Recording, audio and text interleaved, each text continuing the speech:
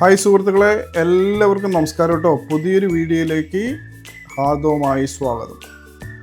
ഇന്ന് ഞാനൊരു കഥ പറയാൻ പോവാണേ.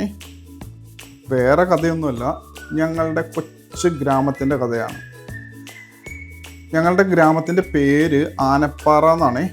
ആനപ്പാറ എന്ന് പറഞ്ഞാൽ നമുക്ക് ആർക്കും മറക്കാൻ പറ്റാത്തൊരു സിനിമ ഉണ്ടല്ലോ, ഗോഡ് ഫാദർ സിനിമയിലെ നമ്മുടെ ഫിലോമിന ചേച്ചി അഭിനയിച്ച ആ ആനപ്പാറ അച്ചാമ്മ എന്ന് പറയുന്ന കഥാപാത്രം അല്ലേ. അപ്പോൾ അത് ഓർത്ത് കഴിഞ്ഞാൽ ഞങ്ങളുടെ നാടിൻ്റെ പേര് നിങ്ങൾ മറക്കില്ല, ആനപ്പാറ. അപ്പോൾ ഇന്ന് ഈ ആനപ്പാറയ്ക്ക് ഒരു പ്രത്യേകതയുണ്ട്. ഇവിടുത്തെ ഒരു ഉത്സവ പെരുന്നാളാണ് ഇന്നത്തെ ദിവസം. ഇതൊരു ഒക്ടോബർ മാസമാണേ. അപ്പോൾ ഞങ്ങളുടെ ഗ്രാമവും ഗ്രാമത്തിൻ്റെ ചെറിയ ചെറിയ കാഴ്ചകളും ഒക്കെ നിങ്ങളെ ഒന്ന് കാണിക്കാമെന്ന് വെച്ചു. അപ്പോൾ ഞാൻ എൻ്റെ വീട്ടിൽ നിന്ന് ഇറങ്ങിയിട്ട് ഈ പള്ളിയുടെ അടുത്തേക്ക് പോകുന്ന വഴിയാണിത്. ഈ വഴിയൊക്കെ ഒരുപാട് കഥകൾ പറയുന്ന വഴിയാണ്. കാരണം ഞാനൊക്കെ ചെറുപ്പം മുതലേ, ജനിച്ചു വളർന്ന സമയം മുതൽ പിച്ച വെച്ച് നടന്നതും കൗമാരവും ഒക്കെ ചെലവഴിച്ച അതേ മണ്ണ്.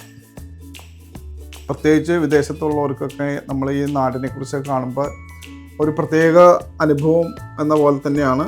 കുറേ നാളുകൾ നാട്ടിൽ നിന്നൊക്കെ മാറി നിന്നിട്ട് ഈ കാഴ്ചകളൊക്കെ കാണുമ്പോഴുള്ള നമ്മുടെ മനസ്സിൻ്റെ ഒരു കുളിർമ എന്ന് പറയുന്നത്.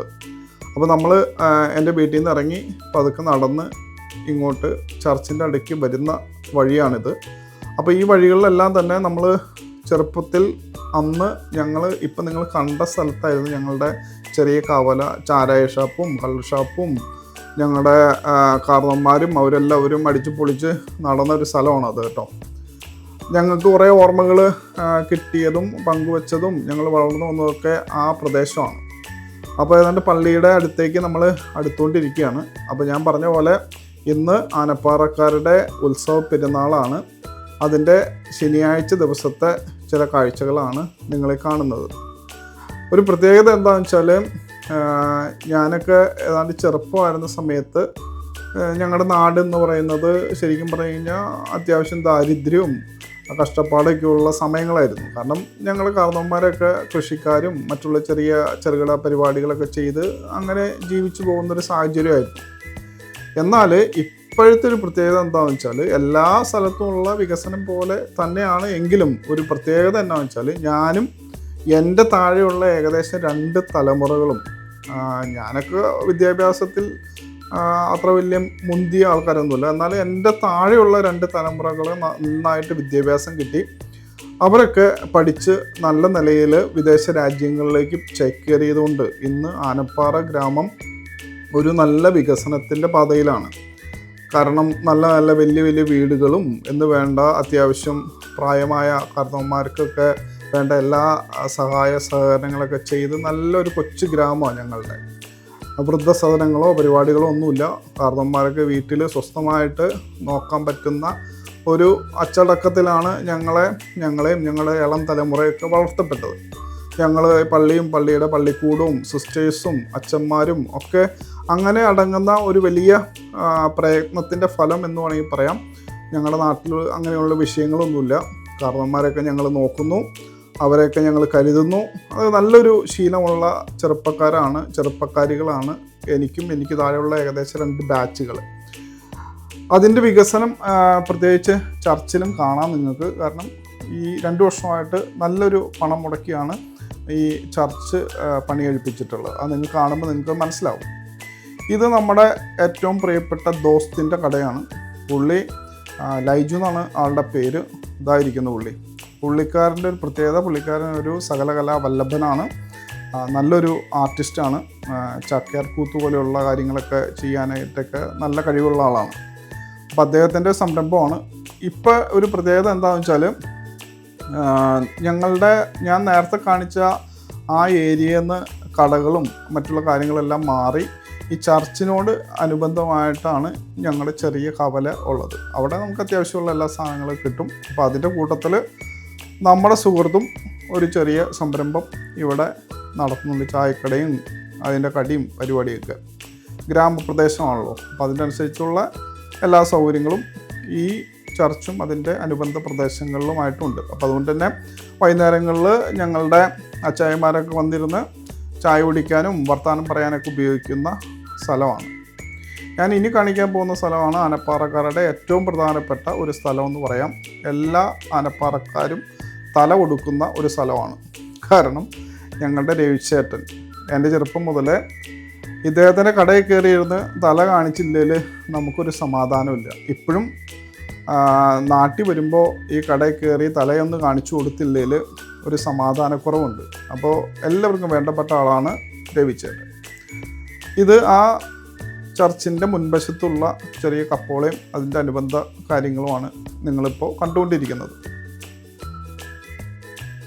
കാലം കുറേ മാറിയെങ്കിലും സാഹചര്യങ്ങൾ കുറേയൊക്കെ ചേഞ്ച് വന്നെങ്കിലും ആനപ്പാറക്കാർ എന്ന് പറയുമ്പോൾ അവരുടെ മനസ്സിലുള്ള ഈ ഒക്ടോബർ മാസം എന്ന് പറയുന്നത് വലിയ സന്തോഷത്തിൻ്റെ ദിനങ്ങളാണ്. അവർ ഏത് രാജ്യത്തായിരുന്നാലും ഈ ഒക്ടോബർ മാസം മാക്സിമം വരാൻ വേണ്ടി ശ്രമിക്കുന്ന NRIs ആണ് ഞങ്ങളുടെ നാട്ടിലുള്ളത്. കാരണം അവർക്ക് ജീവിതത്തിൽ ഏറ്റവും എന്താ പറയുക, നല്ല ഓർമ്മകൾ നൽകുന്ന, നല്ല ആഘോഷത്തിൻ്റെ തിമിർപ്പ് നൽകുന്ന ഒരു മാസമാണ് ഒക്ടോബർ മാസം. കാരണം പ്രത്യേകിച്ച് ഞാനൊക്കെ ചെറുപ്പകാലങ്ങളിൽ ഇപ്പോഴും ഓർക്കുന്നുണ്ട്, നന്നായിട്ട് വയറ് നിറച്ച് ഫുഡ് കിട്ടണമെങ്കിലും അത്യാവശ്യം വിരുന്നുകാരൊക്കെ വന്ന് നല്ല പലഹാരമൊക്കെ തിന്നണമെങ്കിലും അല്ലെങ്കിൽ ചെറുപ്പത്തിൽ കുറച്ച് കളിപ്പാട്ടവും ചോദമിഠായും ഒക്കെ, അതൊക്കെ വലിയ വലിയ ഓർമ്മകളാണ്.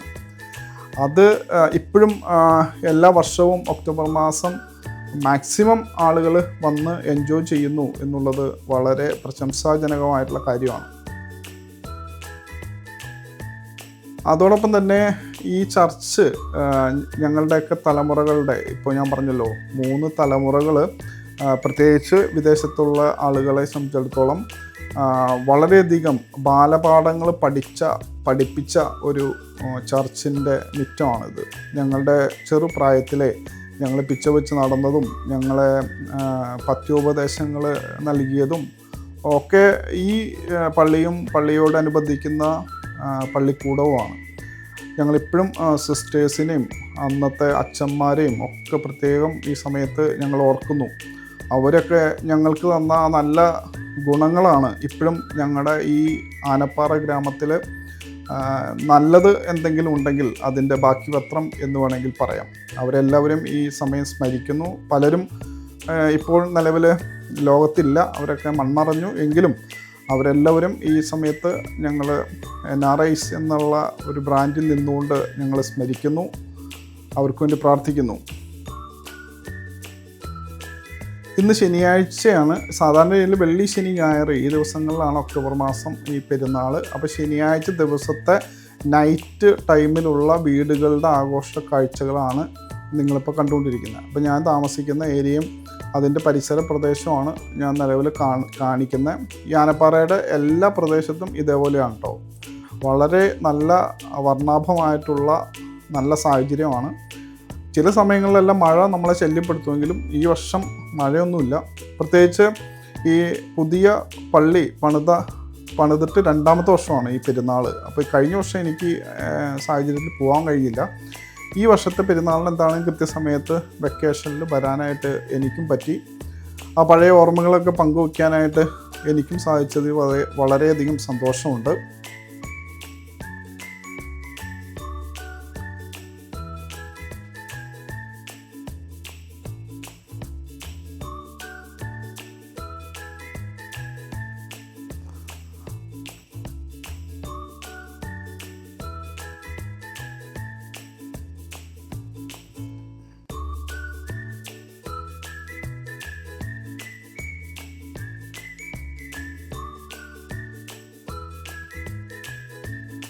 അപ്പോൾ നമുക്ക് ഞായറാഴ്ച ദിവസത്തെ ഒക്കെ പെരുന്നാളിൻ്റെ പകൽ സമയമുള്ള ദൃശ്യങ്ങളിലേക്ക് നമുക്ക് പോകാം. ഇവിടെ പഴയൊരു ശൈലിയല്ല നിലവിൽ പുതിയ പെരുന്നാളുകൾക്ക് കാണുന്നത്.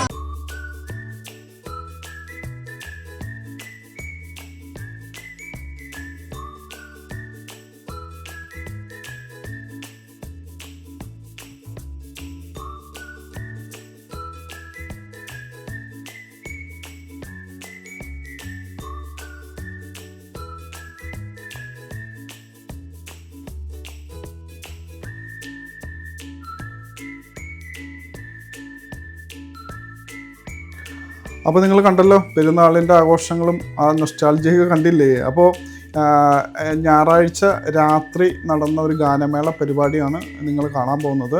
പക്ഷേ ഇതിനകത്തുള്ള പ്രശ്നം എന്ന് വെച്ചാൽ നമുക്കറിയാമല്ലോ, ഇപ്പോൾ ആ പാട്ടുകൾ ഇതിനകത്ത് നമ്മൾ ലൈവായിട്ട് ഇട്ടാൽ കോപ്പിറൈറ്റ് വരുന്നതുകൊണ്ട് പാട്ടുകൾ ഞാൻ ഇടുന്നില്ല.